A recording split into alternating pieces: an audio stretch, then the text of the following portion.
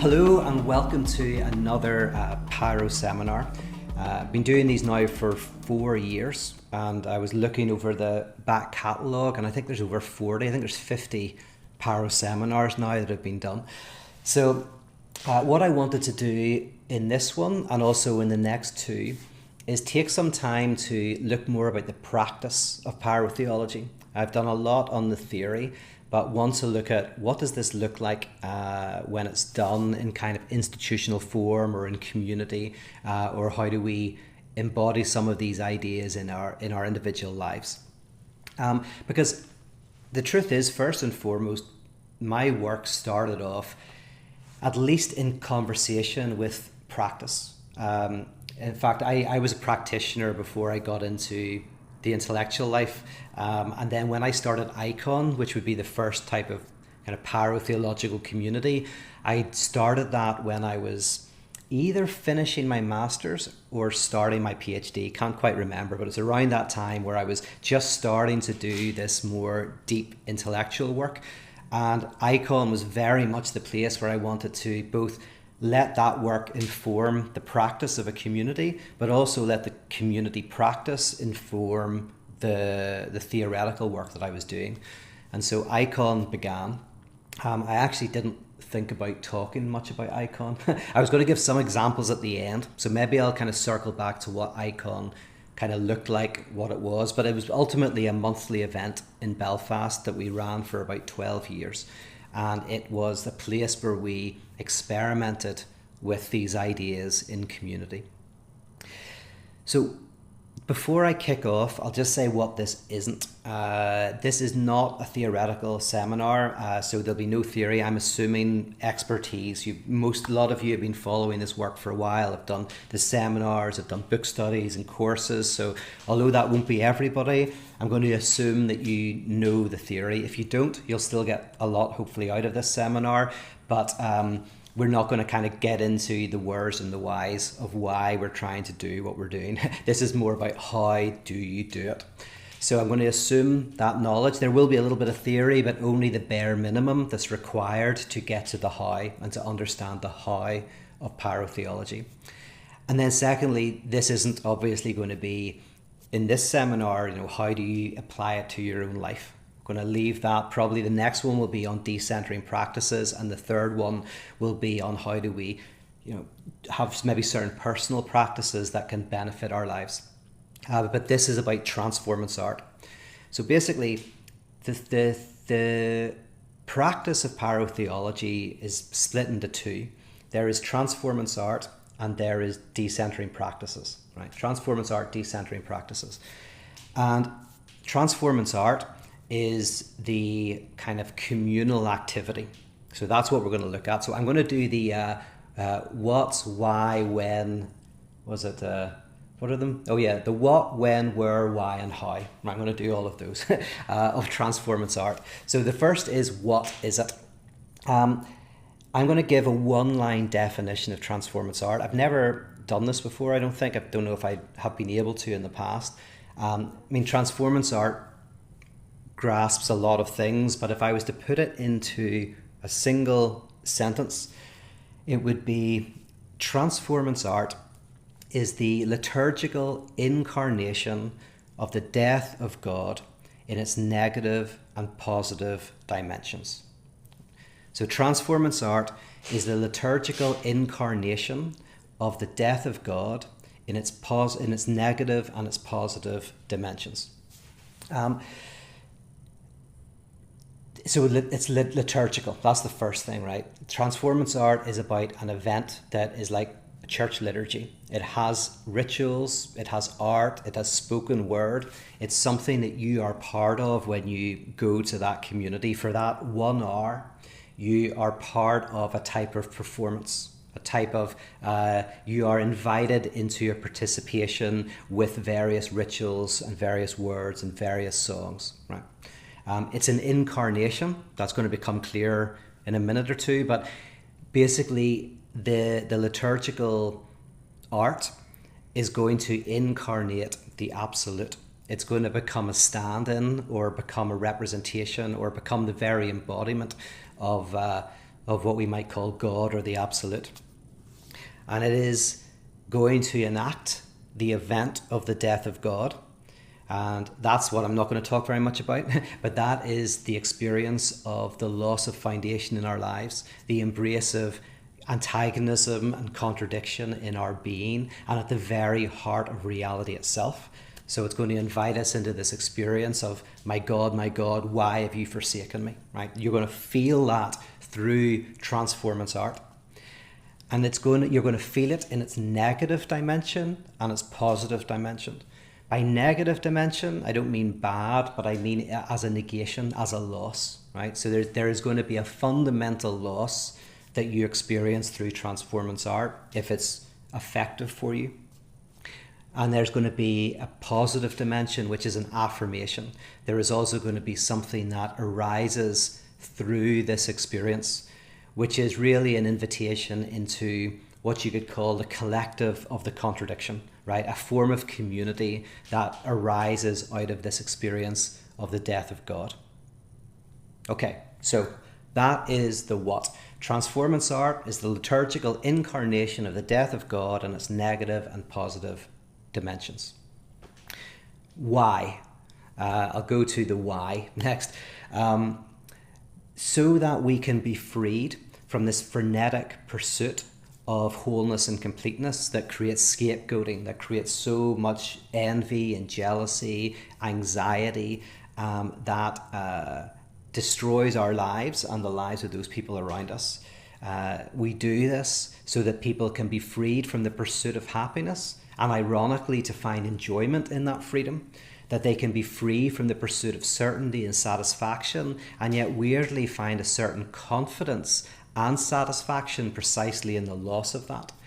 So it's creating a type of community in which it's hopefully an aroma of life to people, where people are still motivated and engaged in their life, but in a way that is robbed of its sting. So there's still lack and sacrifice embodied in life. Again, we've looked at that theoretically many times before, the need for sacrifice in our lives, the need for failure in our lives to generate a type of depth in existence. So those things are all affirmed, but not so as to eventually get beyond them to some perfection, but rather we embrace and integrate sacrifice into our lives so that we can enjoy our projects without falling foul of this fantasy that there is some way in which we can lack the lack, right? So we're freed from the lack of lack. That's why we do it. We do it so that people can feel that joyous freedom from the pursuit of happiness, both socially and politically, and in a spiritual way as well. That there's these benefits to that. So that's the why. When and where. When and where I just throw in there because I think this happens in community. There is some benefit to having a place that you go every Sunday at a certain particular time in order to engage in certain activities that draw out this experience, because otherwise we won't do it. Most of our lives are designed to protect us from this experience of the death of God. We avoid it at a conscious level all of the time. And so to have a place once a week or once a month where we are able to kind of bring that stuff to the surface that we repress, where we're able to encounter the chaos and the difficulties of life in a way in which we don't try to overcome them, deny them, disavow them, repress them, foreclose them. We somehow make space for them in this liturgical environment. Will be beneficial. If we don't have a when and a when and a where, it's unlikely we'll do it. There are other places you can do it, but this is like an intentional community that you're a part of that helps you enter into this experience. So there's the first four covered. Now we get into the difficult one of the how, right? How do you do Transformance art? And this is probably going to be of primary interest to those of you who are community leaders, religious leaders, or who would like to be. Okay, so how? First thing I want to talk about briefly, again, I've talked about this elsewhere, is the idea that there is an objective experience of the death of God, there's a subjective experience of the death of God, and there is an unconscious experience of the death of God within history. So what I'm referring to is with the objective experience of the death of God, that kind of refers to the birth of modern science. And you could probably put Immanuel Kant as important in this regard. A lot of modern science really begins when God is no longer needed as a postulate for the advance of the science. So there was a certain point at which, and by the way, these scientists were often deeply religious, right? So it wasn't about getting rid of their religiosity. It was simply that God was no longer a working hypothesis within the sciences, what's called methodological atheism. Not metaphysical atheism, but methodological atheism. So you presuppose a natural reason for what you see, right? Instead of assuming that weather patterns are to do with some sort of like a war of the gods, you assume that the weather patterns have a natural explanation that you can find if you look for it. So that's kind of the objective death of God. And by the way, someone like Thomas Altizer is very interested in this because he sees the death of God obviously in Christianity. That's central, right? It's what makes Christianity unique, actually, is the idea of God dying. That's a very interesting idea. And the Apostle Paul is the first one to take this very, very seriously, that something about the Christ crucified is central to salvation, central to a transformation in the way that we desire. So St. Paul's very key in this. So Altizer sees this death of God, religiously speaking, in this symbol of the crucifixion. But he sees a cosmic dimension of that in the Big Bang, which is this kind of like explosion and death that creates productivity. So there's the cosmological death of God. But the objective death of God is where God dies as that postulate in science, and it's incredibly productive, right? It unleashes this vast productivity. The subjective death of God is what you could describe as what we see in the modern world in the 19th and 20th century.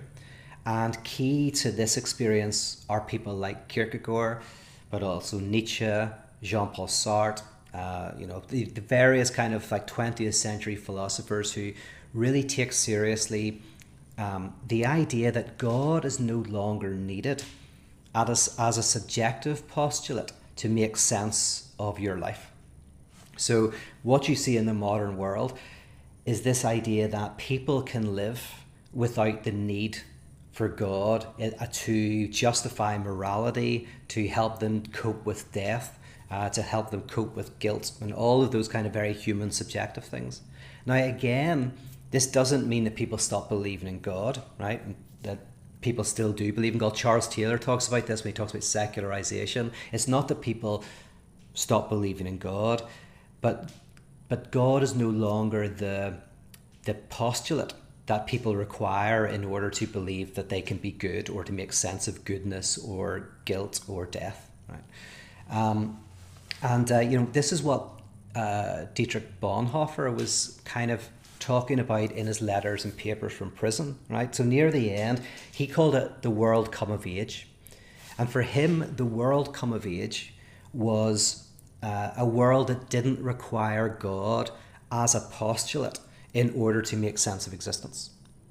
Now, the funny thing is, Bonhoeffer's not talking about this as being a good or bad thing. He's writing in the middle of the Second World War, right? So he's not saying that humans have got to this really great place necessarily, but he does see it as something important and inevitable, and it is progress in a way.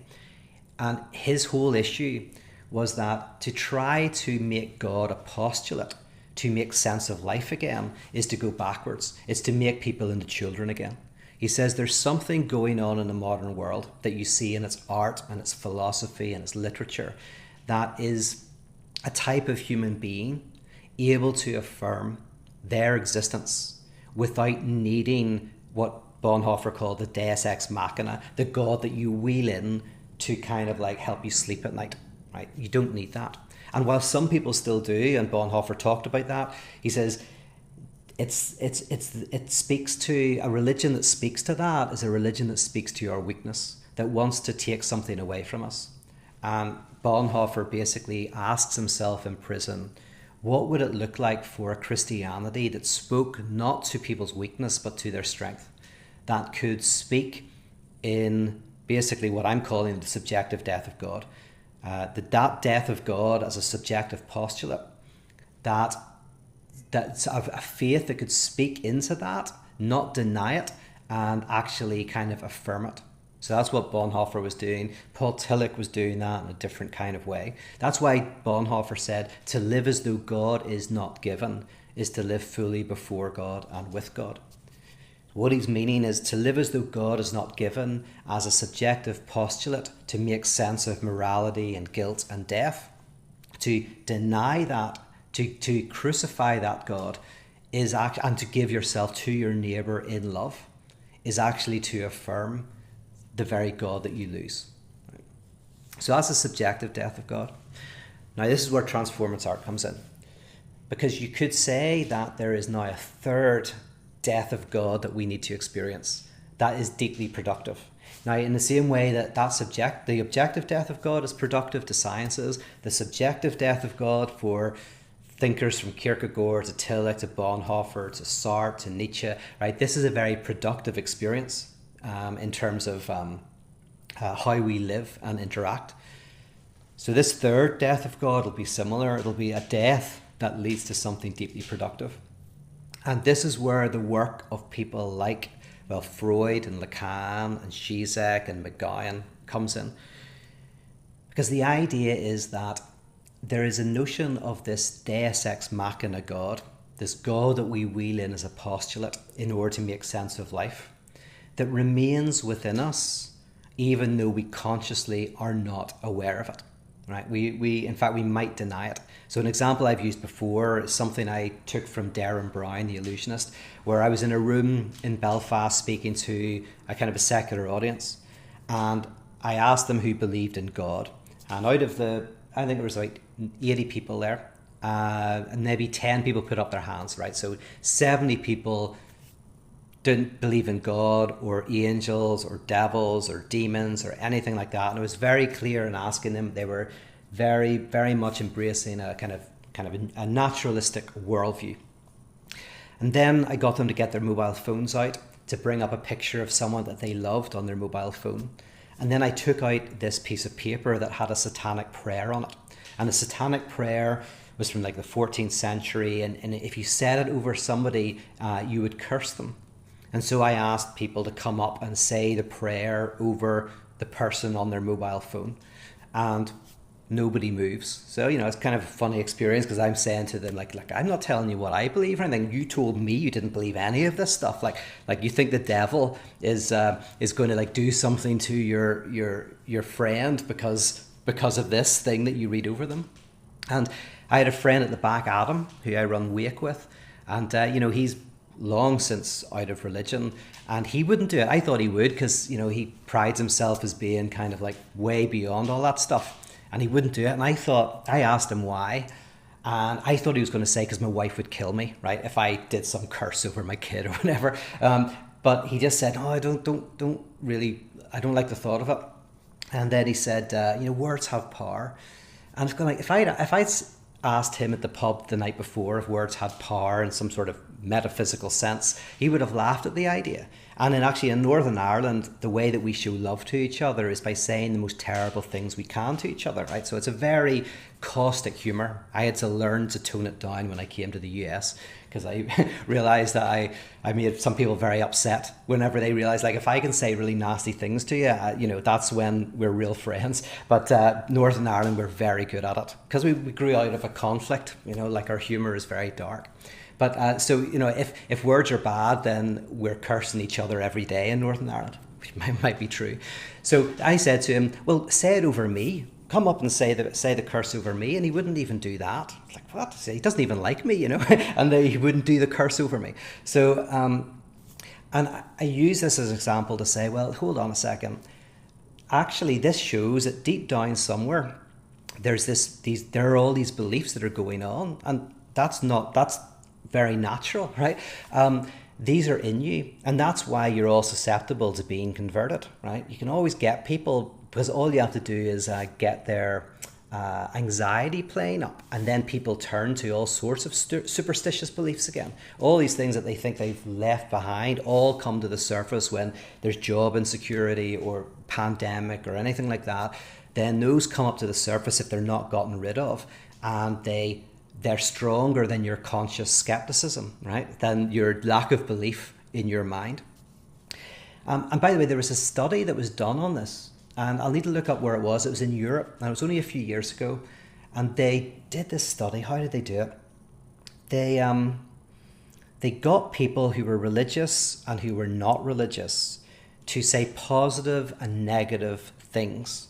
And I think they had lots of test things. Sometimes it was about saying positive or negative things to people you knew or to complete strangers or whatever. And they found that there was no statistical difference between people who said that they were religious and people who said that they weren't. That there was this weird sense in which at an unconscious level, there was still all of these superstitious beliefs. And by the way, in case somebody says to me, because maybe an evangelical would hear that and go, look at that. People, believe in God even when they say they don't. The type of God that would curse somebody because you read something off a piece of paper that I half made up to make it sound scary, and that would somehow have an effect. Like if one believes that that's how God operates, Paul Tillich calls that the superstitious God, right? That is what Bonhoeffer refers to as the God that has to die. Like that God nobody wants, right? This is why I've often said humanism isn't humanist enough and atheism isn't atheist enough. That often you find within the expression of atheism today all sorts of religious beliefs of wholeness and completeness and all sorts of superstitious beliefs that are just beneath the surface that haven't been gotten away from. So the unconscious death of God is the experience in which even that unconscious dimension of the Deus Ex Machina is blown up, right? A nuclear explosion, taken out, right? So the Transformance art is now the next level of the experience of the death of God, not at conscious level, not in the objective level, but in the unconscious level. Okay, so how does it do that? Very quickly, I want to mention the difference between alienation and separation. Again, stuff I've covered, so I'm just doing the bare minimum to give you context that whenever a child comes into the world, they at first feel this incredible unity. There's not even a they, there just is a unity, and there's a very close unity of mother and infant, or whoever the mother is. So mother and father here are symbolic functions, right? So, but it's the primary caregiver. There's this kind of closeness, and at a certain point, alienation arises. Alienation is where the infant begins to experience selfhood through separation from other things. So it's called alienation because it's not a full separation. It's just this sense of a kind of pulling apart, but you're still inside your mother is still inside you. There's not a clear sense of ego, right, or sense of self. So there's this alienation in which you start to feel the not at oneness with the rest of the world and with yourself. And it's called the mirror phase. But then there's a point when you're still trying to kind of return to that oneness. You're trying to, you look at your primary caregiver and you're trying to find ways to evoke their desire, but they desire other things, right? You can't be their entire desiring thing, right? That causes real problems. If your child thinks that they are the only thing in your world and you don't have other desires and other people in your world, then this does cause all sorts of difficulties in later life. So there's a sense of alienation, and then separation is when you realize that you cannot be one with your mother, because your mother is not at one with herself. Right? It's not just that you feel alienated from her, she feels alienated from her. She is also a divided subject like you, And that's separation. So there's alienation and separation. And when separation happens, this is a moment of emancipation. This is a moment in which you can now seek someone outside of the nuclear family, right? You can move beyond. In a similar way, religiously, there is alienation and separation. Alienation is where you feel yourself not at one with the absolute. Or you can call it the big other, so this again is not a religious thing necessarily. It's anybody who asks, what does the world want of me? What should I be doing? How should I be functioning? Right? This is the root of anxiety, is what does the other want? Right? How should I be acting in this party, in this workplace, in this life? Right? There is this big other that is gazing upon us, and we don't quite know how to respond. We feel alienated. And so in religion, you have a lot of alienation, right? Sense of like we are not at one with the absolute. Now, what a lot of religion does in its confessional form is it tries to go back from alienation, back to wholeness and oneness. So there's a lot of kind of a New Age stuff that always is trying to go back to some sort of original blessing. Pyrotheology is an enactment of separation. And the enactment of separation is where you realize that the not at oneness you feel within yourself, the chaos and the lack and the contradiction that's within you is within the absolute itself. The big other is also divided. And in religious terms, this is the crucifixion. The crucifixion is where God experiences the absence of God, right? And when we identify with the crucifixion, it's not just that I am separated from God, God is separated from God.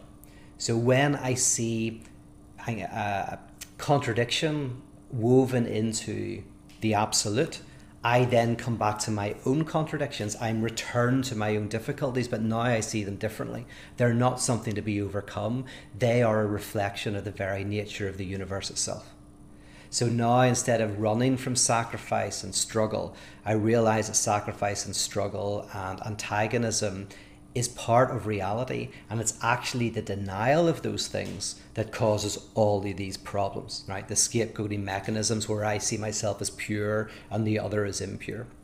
Purity culture is not about sex, right? I've heard a lot of people recently slag off purity culture because of the religious connotations it has in America, and they joke about it as if they're no longer in purity culture, right? But we live in incredible purity culture. Purity culture is just the management of dirt, cleanliness and dirt, what should be inside, what should be outside, who is good, who is bad, right? The purity of language, the purity of worldview, the purity of ideology, who can be pushed out of the community and got rid of, who is within. It's the world of the beautiful soul, that I am beautiful, I am good, and the dirt is outside of me, or that there's a bit of dirt in me that I can remove. So whereas you see within Christianity, for example, Jesus is always problematizing purity culture, right? Always showing how there's the dirtiness is within us and we are in the dirtiness, and actually that we should identify directly with the dirt. Hence Paul's definition of Christians as the trash of the world, right? So actually identify not with the purity, but with the impure. So it's a dialectical reversal. Instead of identifying with the pure and the good, one identifies with the absolute outsider, who is the one who is being persecuted, undermined symbolically and actually in our society. How do we identify directly with the dirt, the outside? And in that, dialectically, we find an affirmation of something beautiful and pure in that identification with the impure. Right? So that's dialectics. Okay, so hopefully you're still following me. We've got separation, alienation and separation. You've got the objective, subjective, and unconscious death of God. Transformance art's primarily interested in touching on the unconscious notion of the death of God, because to be honest, that's the deepest one. And with the belief that there is an affirmation of resurrection. And you'll hear basically three things in all of this: incarnation, crucifixion, and resurrection. So the incarnation of the death of God, which is the incarnation of the crucifixion, which then results in something else arising, which is resurrection. Right? Paul Tillich at the end of The Courage to Be, his famous line is about the God who arises after God disappears through the anxiety of doubt.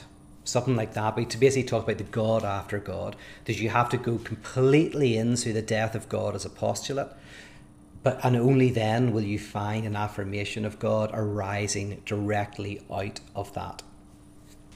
So now we get into, again, the practice of how we do it in community.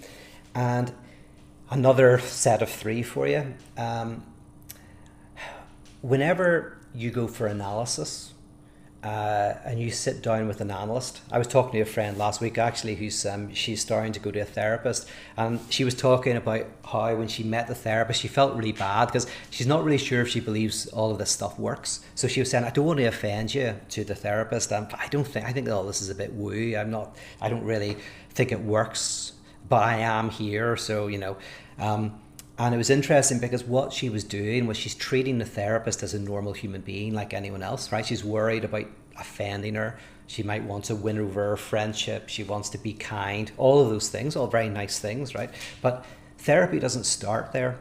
Whenever you treat the therapist like another human being just like you. This is called the level of the imaginary, where you see the other as kind of like a reflection of yourself, like it's just another person like you who has fears and hopes and desires just like you.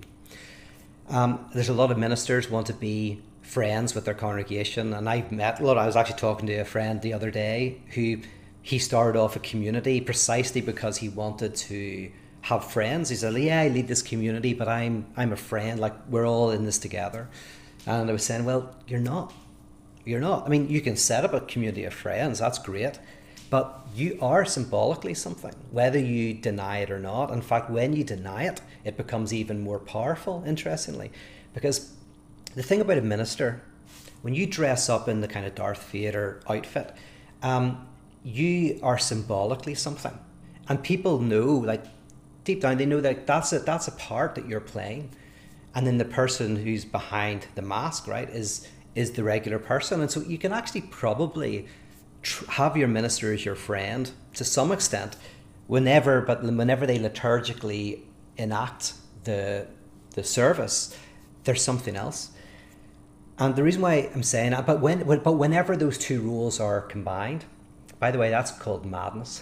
Madness is, Lacan said, you're mad. A beggar who thinks he's a king is mad, but so is a king who thinks he's a king, right? Where you completely identify with your symbolic positioning is a form of madness. But it's like you it's almost more powerful whenever you pretend that you're not the facilitator of the community. Everyone knows you are, but they don't call you reverend or minister or whatever it is, and you're all friends, but you do have a symbolic value to some people. And if you don't, you're not going to be much help to them. Right? So the next stage in analysis is the analyst. You kind of stop thinking of the analyst as a person, right? They become a screen upon which you project and transfer. You transfer relationships that you've had with other people onto the analyst. So that's called transference. You take previous relationships, very important relationships, and you enact them with the analyst. And you also project onto the analyst things within yourself that you cannot articulate yourself. By the way, I have a great example of this from 2 weeks ago. I had a dream, and I didn't know what it went. Had no insight into it, and I told Elliot about it. And Elliot went to the bathroom, and he came back out, and he had this knowing smile on his face. And immediately, I was like, "Oh, I know what you're thinking. You're thinking that this person represents this, this represents that. This is what's going on, right?"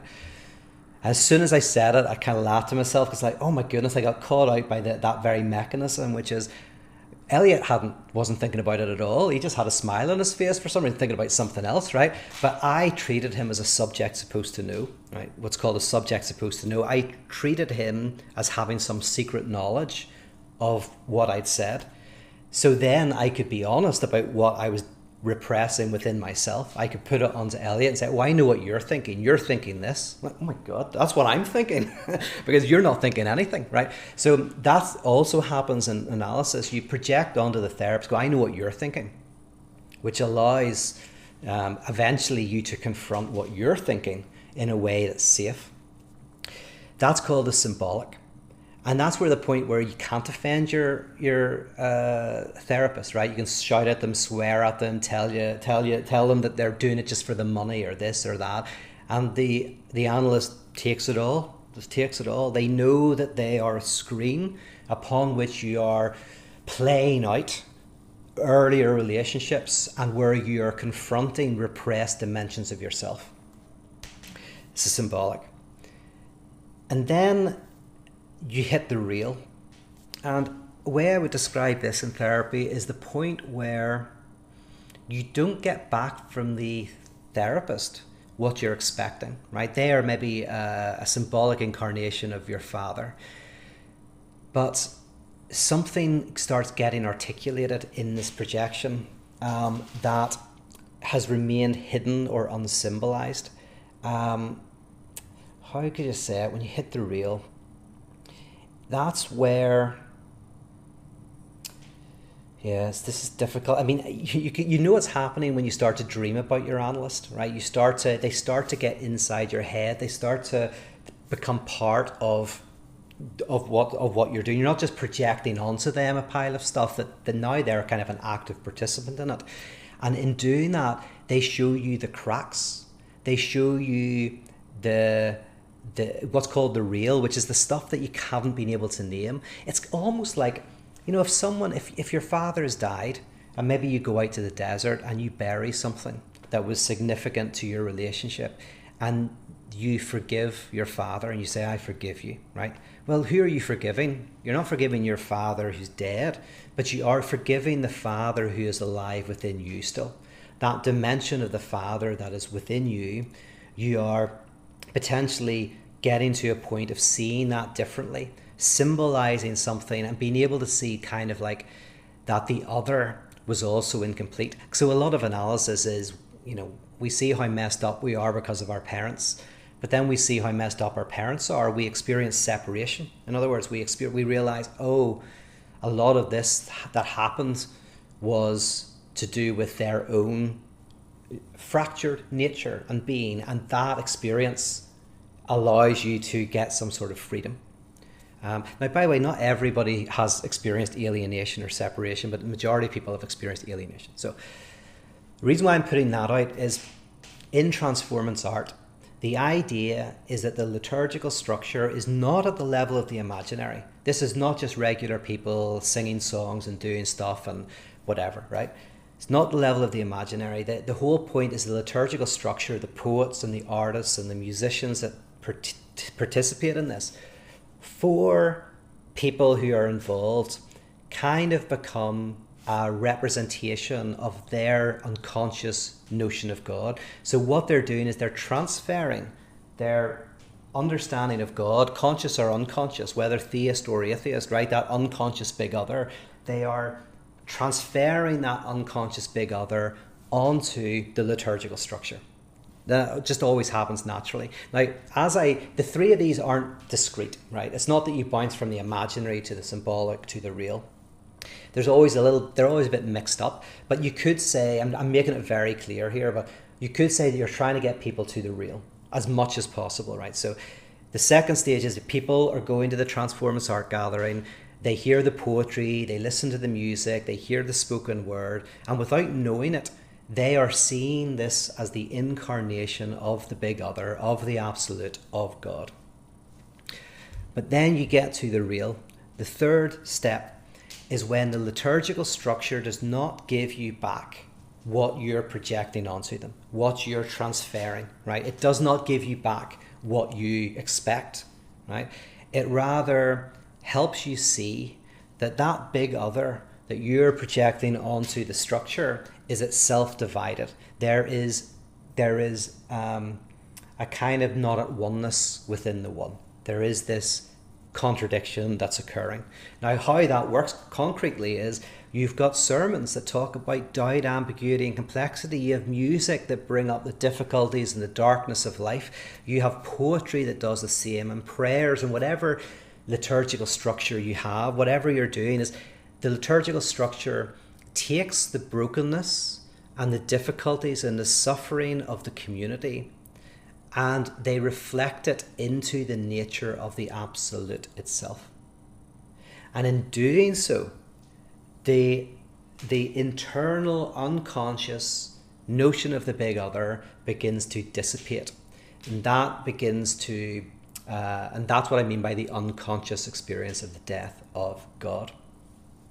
And that frees you from always looking for the thing that has the answer, that will get rid of your anxiety. See, like in contemporary society, people who don't believe in anything will go to a palm reader, for example, not because they believe in it, but because they have the anxiety of, I don't know what I should do. Should I break up with this person? Should I not? Should I take this job? Should I not? What should I do? There's the anxiety of not knowing. And we feel that there is a knowing inscribed into reality. And so we're susceptible to anyone who says that we can take away your anxiety by giving you the answer, right? And in Transformance art, you're helping the person realize that it's the not having the answer where all of the energy and productivity is. And that we have to, in a sense, courageously take that anxiety on board. We already have it. It's kind of finding a way to affirm the negation, affirming the anxiety. This is Soren Kierkegaard, right? That anxiety is evidence of our freedom. It's evidence of our spirit. Spirit being that dimension of us that is not determined, the pure explosion of freedom in the universe. And we're always running from that freedom. That's why Jean-Paul Sartre said we're condemned to freedom, because we don't want the freedom. We want to be on tracks. We want someone to tell us what to do. We're susceptible to the guru with the answer because we're scared of the idea that maybe there is no right answer written into the heavens about what we should do about a particular job or person or thing in life. And that what we have to do is somehow, in fear and trembling, subjectively affirm that unknowing and act in the midst of it. Hoping against hope, as John Caputo would say. So that is where you're trying to get the person through the liturgical structure. And that is the use of hymns and sermons and ritual. But they kind of look different. And I'll just finish now. What time is it? Yeah, very quickly with some examples. I'll give you an example of a service that we did that might actually be a failure. I don't know, haven't figured it out yet, but it was called atheism, A-theism, and it was in a dive bar in Belfast called the Menagerie, where most of our icon gatherings happened. And it was one of the very first ones we did. And in the room, there was lots of images on a wall. And these images were like just of nature and animals and people. And at one part in the service, we kind of got people to take the images that reminded them of God, that had this image of what they think the absolute is like. And they wrote on the back of them. We kind of used this as a way of kind of reflecting on what we, our impressions and understanding of this absolute. And then we opened up the door, the fire door, and it was raining really badly outside. It was thunder and lightning. And we had a big oil drum. And the oil drum had a big fire. And we invited people to go out in the rain with an umbrella and put these images into the fire. And there was someone at the fire saying this prayer, before the white hot flames of the absolute, all our images are but dust, are but ash. People put the images in, and then at the end, because we always give a gift, the ash was dried, and we put them into little plastic bags, and we gave everybody the ash to take home with them. So the main thrust of that, but there was also music and art as well, but the main thrust of that service was alienation over separation, right? Alienation as in what you think of the other is not the way it is, like idolatry, right? We can never name the absolute. That was kind of like one of the themes that you would have come out feeling, that there's a certain kind of like separation that I'm feeling from everything. However, the reason why I think it kind of, you could say it worked, is because the point is the liturgical structure for most of the people in the room is a type of screen upon which they put their notion of God. So when the liturgical structure gives back ash and unknowing, doubt, complexity, it's kind of like saying that doubt and that unknowing, that complexity is written into the very nature of God and God's self. My fear is always, because I see this happening a lot, and this is what Transformance art is aiming not to do, is that sometimes when something disappoints, say Christianity in its confessional form disappoints a person, they do feel this sense in which they can't name the absolute or whatever, but then they go off and they find other alternative ways of doing that, right? They find they break up with that form. They say that doesn't work, but then they try to find something else that does work, that does bring wholeness and completeness, right? The whole point of this is that the liturgical structure holds the doubt, complexity, and ambiguity and turns it from a negative to an affirmative, that you embrace it in a way that brings your conflicts to light in a way that you can cope with them. Another example of this, then very different, was a gathering. I forget what it was called. Let's call it Prosperity. But it was a kind of setup. It was a gathering where somebody was sat on this leather chair, and they had a little light beside them. And at various points in this gathering, the little light would go on, and this person would talk. And the first time they talked about their conversion, and they talked about how positive and good this experience was for them. And then the second time they talked, further down the line, they talked about further along their religious faith. And they did this 3 times. And during the service, we tried to make it really subtle.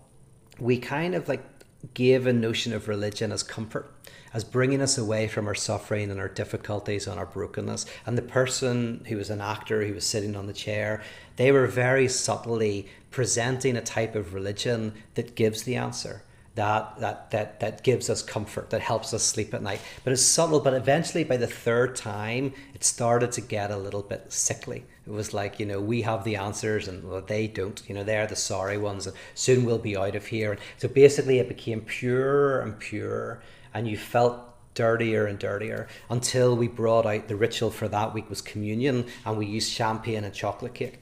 And somebody opened up a bottle of champagne as the blood of Christ, and drank it like this out of the bottle. And it was a friend, Carrie, did this, and then she brought out this chocolate cake, sliced a big piece of chocolate cake and stuffed it in her mouth, and she was kind of choking on the chocolate cake and the champagne. And then we started to pass it around, which was obviously a very awkward experience, because people didn't want to take it. We were offering it. We were trying to kind of push people to take it, and they were kind of resisting taking it. But the idea there was to somehow kind of like show something wrong about this Deus Ex Machina notion, like just bringing it very gradually to its extreme, and then we cut it. And somebody came up, this guy John Hatch, and he read something very powerful about Christ being in the midst of the dead and the dying, and read something from liberation theology. And maybe even we used that Elie Wiesel line where he was in death camps, and there were these people being hung who tried to escape, and one of them was a child. And everybody in the camp had to walk past these people as they were dying.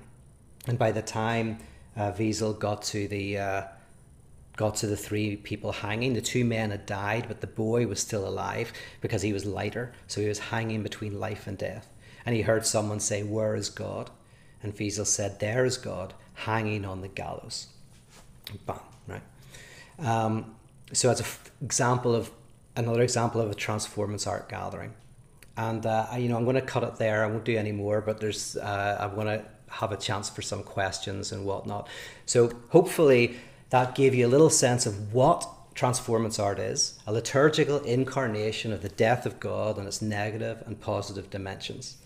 You understand that it is an attempt to bring people from experience of the imaginary to the symbolic to the real, where they project their notion of the big other onto the structure, and the structure, instead of giving it back, breaks it open and gives back a notion of the absolute as self-divided.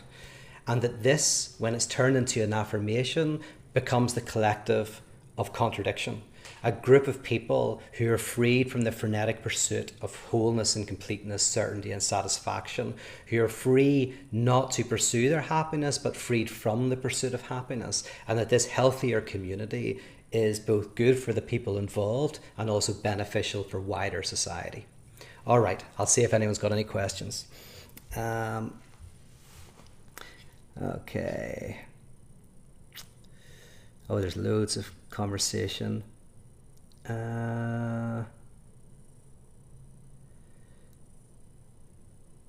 Somebody said, Kevin said, as with all churches I've ever been involved in, the women do much of the heavy lifting. Thank you, Kate. Right, yes. That's in relation to Kate being more involved. Yes, Kate has been doing the heavy lifting, I have to be honest. That's very true. Let's see. Okay,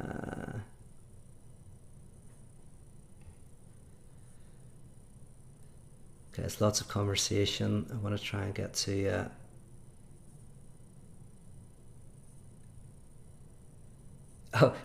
Abigail says, everyone say it louder behind your individual screen. Peter, go to the practical. Oh yes, so this was not practical enough yet. Okay, let's try and let's see.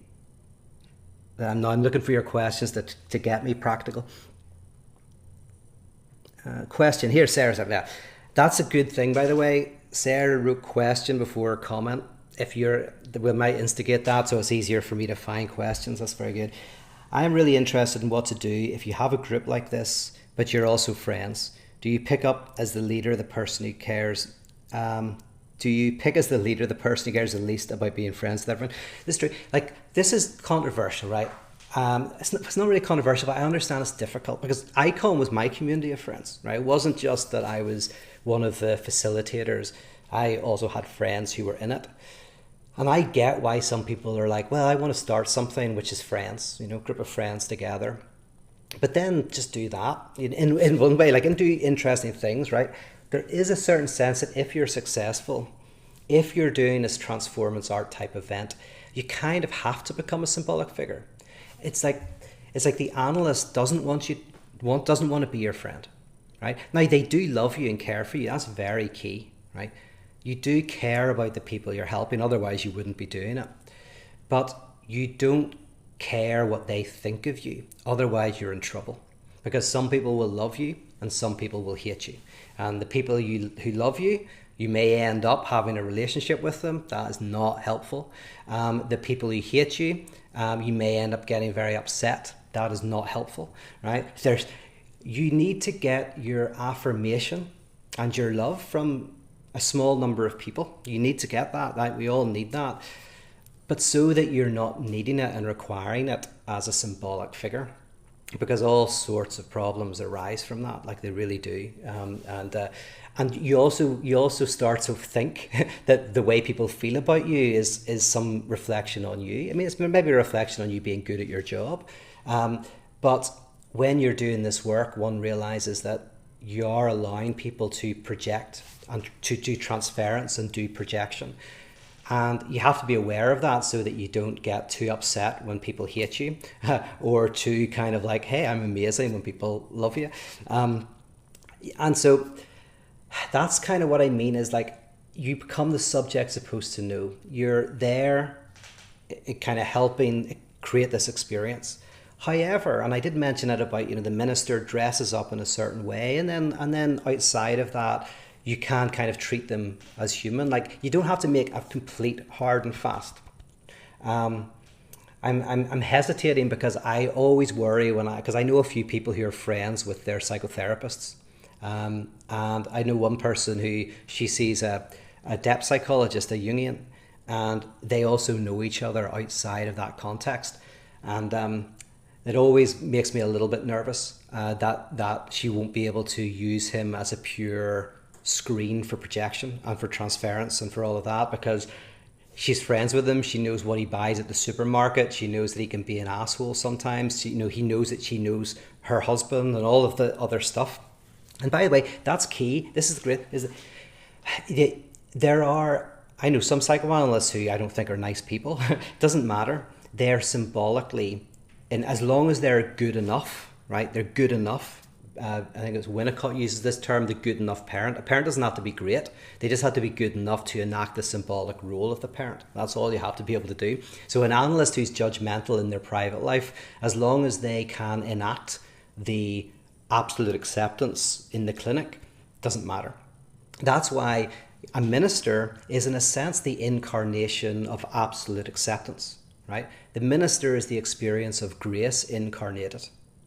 They may not be a gracious person in their real life, but when they put on the robes, and if you're a Catholic and you go to the confessional, they symbolically are the incarnation of pure grace and acceptance and forgiveness, even if they're not like that in their everyday regular lives. And if you know that in their everyday regular lives they're not like that, it can mess up the symbolic dimension of it. So yes, so Sarah, no, it's a great question, and I don't want it to sound like you can't be friends with the people in your community. You can. Some of my closest friends are part of Icon, but the truth is most of them became facilitators in it as well. Like the people I was closest to were the people who we were planning it together and enacting it together, and a lot of people would come along who I liked, but I knew that they were coming along for me to perform a service for them. I don't know. Some people might want to push back on that. Absolutely, feel free, please. UK man. So pyrotech is as much or more about transforming ourselves as the ones we're inviting a transformation. Okay, that's interesting. I think you're probably referring to an earlier comment there, but that's very interesting. Is how much are you, as the person who's part of it, also undergoing it? And the truth is you are, yeah, you absolutely are. And it's similar to psychoanalysis then, is first of all, you cannot be good at transformance art if you haven't undergone it in your own life and found ways to undergo it in your own life. And secondly, for me, the experience of putting on these events was largely a very positive one. Like I'm sure there are times I was bored or whatever, but most of the time these were very personally transformative. So you are definitely at a place where I want people to, like for Lacan, he felt that once you went through analysis, right? Once you went through analysis, you had two choices, really. One was to go out into the world and hopefully be able to affirm it and find meaning in it in a richer way, or become an analyst, right? So, and that's how I looked at it with Icon, is whenever people were in it long enough, I would kind of go like, either they're going to leave, not leave the friends, because there's so many friendship groups and that we need that more than ever. The collective of the contradiction, friends in this community, but you don't have to go to the gatherings anymore. You've got friends with people. Or you go, I want to be involved. I want to pick up the tools and I want to help other people go through it. So for me, at the end of Transformance Art, there was kind of that choice. It was like, go live your life and also be friends with people. But it's almost like being friends with your analyst after analysis. That's probably okay, right? Or join us and become part of Transformance Art and let's help other people. Go off and set up your own community. That's the only way this is going to grow.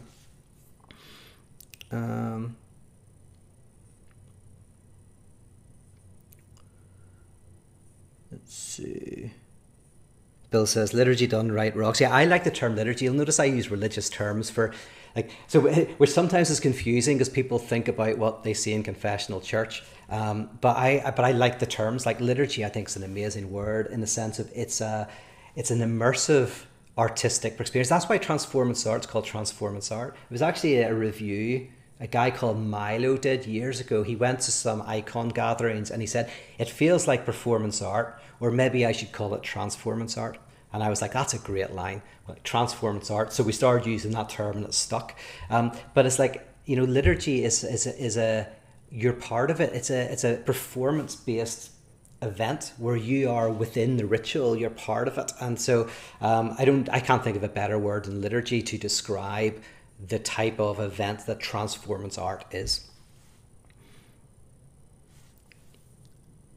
Okay, I'm going to go right down to the bottom, just because. There, Sarah, very good question. When you say liturgy, do you think any traditional liturgy can be formulated to work along these lines?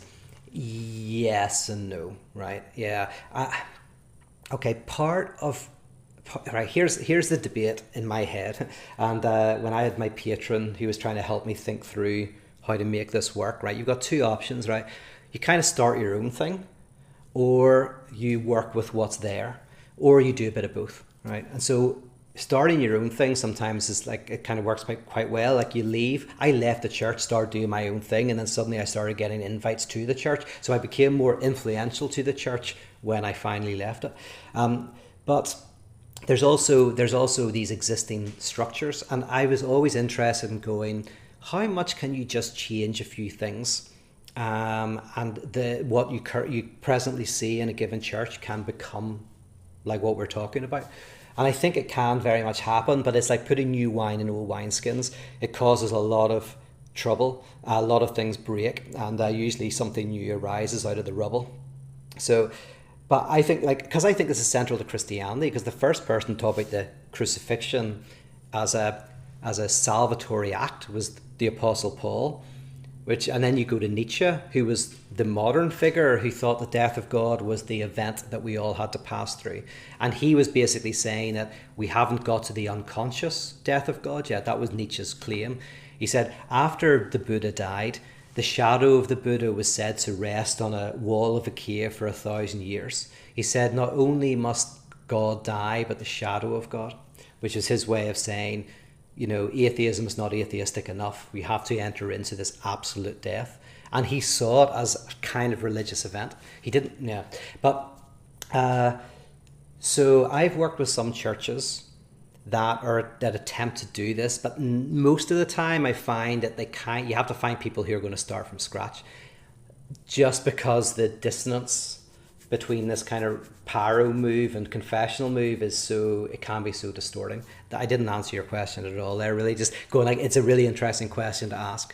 Can a community transition more into this by changing, can we teach hymn writers to kind of write hymns like Padre Gutuma? There's a great album called Hymns to Swear By, which is a type of hymns that reflect what I'm saying to you here. So you could go and listen to Padre Gutuma. Can we teach other musicians to write like that, to write like Tom Waits or whatever, yeah. Question, Anton, where can we find a useful resource of poems, hymns, etc. that are appropriate? It would help a lot to have to do it yourself. Exactly. Well, funnily enough, yes. So Hymns to Swear By, I would recommend, and I'd recommend anything by Padre Gutuma, right? He's written a number of books. One's called Sorry for Your Troubles.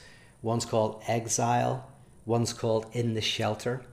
And his work is poetry and prose, but that really gets to the heart of the stuff. And his work, which was kind of like a lot of it, he kind of developed in Icon or presented in Icon. That work, I can say firsthand, I saw working. I saw having the impact. So Padre Gutuma is someone I'd highly recommend. I also really like my friend Vince Anderson does what's called Dirty Gospel in a club, in a bar in Brooklyn every Monday night, not since COVID obviously, but it's a type of gospel music that is so in the tradition of gospel, but yet is so full of the affirmation of chaos and darkness and all of that, and it's beautiful. So every week on a Monday night, his gig starts at 11 or 11:30 in the evening, and it's packed. Hundreds of, I think the room is pretty small, but I think there's probably about 200 people packed in, and the Reverend Vince Anderson gets up, and at first I never knew whether he was being ironic or not, because he acts like a minister, a priest, and he's got the love choir behind him, but he'll strip half naked and go through the crowd and swing from the whatever and touch people and speak over them, you are forgiven and all of this. And it's amazing but it's real. he's a real reverend, but there's this dimension of performativity that is amazing, and you've got all these Brooklynites all sitting there experiencing like a religious revival, and you think it was a fundamentalist thing, except the lyrics and the music and the affirmation. So yeah, he's another one I'd recommend. Okay, that's been an hour and 10 minutes, so I should leave it there. I know some of you are going like, oh, so this was supposed to be practice, that was all just theory, but I kind of get what you're saying, but I have to outline how Transformance art works, like how it works, what you're trying to do, how you kind of get there. With the second one, we're going to do decentering practices, and then the third one, maybe look at it in our more personal lives, but we'll try and get this as practical as possible. Maybe next time I'll use more examples. But also my first book has 10 Transformance art gatherings at the back. I think because that book's now pretty old, some of them I'd rewrite, but they give you an example of what some of them look like. Also, I gave 2 examples written by Catherine Sarah Moody that you can read in the aftermath of this talk. They're on Patreon, to also give you 2 more practical examples of what this looks like. But I really wanted to kind of go, right, what is it? What's the mechanism that you're using to help people experience this death of God in their being? So thank you for listening. I really appreciate it. Have a great day. Bye-bye.